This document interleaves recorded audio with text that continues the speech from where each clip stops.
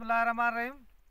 आबादगार दोस्तों, असां मौजूद आहियूं दे बारंबारी तालुके सांगड़ में ऐं हिते ज़मींदार साईं वसण सां गॾु त हिननि मुख़्तलिफ़ ट्रेंड कया आहिनि, जंहिंमें तव्हांखे पहिरीं ॿुधायो त छो जो हिते बेसिकली ॿनियूं जेके सिम जे वर चढ़ियल आहिनि उन करे वधि में वधि कमंद काइनि था।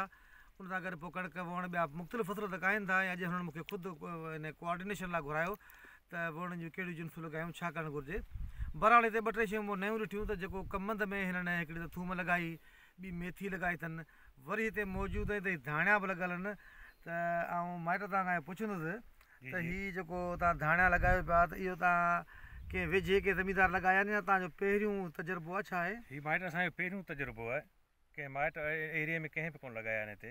हीअ असांजो पहिरियों तजुर्बो आहे। हीअ जीअं थूम लॻाई अथऊं या हीअ मेथी लॻाई अथऊं या हीअ धाणा लॻाया अथऊं। हीअ तक़रीबन ॿ टे एकड़ ते लॻाया अथऊं।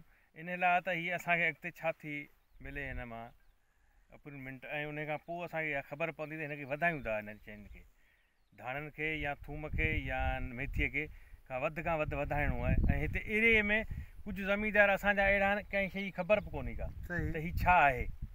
तव्हां ॾिठो हूंदो त अहिड़ा आहिनि जेको असांजे ज़मीनदार पुराणा अक्सर करे हिन ते को शौक़ु ई कोन था कनि। हीअ बि नंढो हिकिड़ो भाइटो मुंहिंजो कमाल मुस्तफ़ा आहे, उन खे ई शौक़ु ॾियारियो अथऊं, उन ई शौक़ु हिन कयो आहे।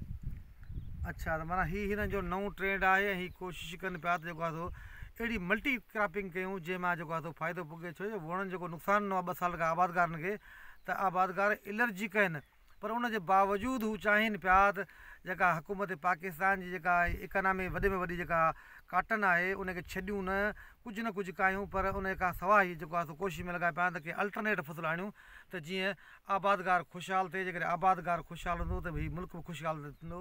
ऐं आबादगार दोस्तो, तव्हांजी वॾी महिरबानी।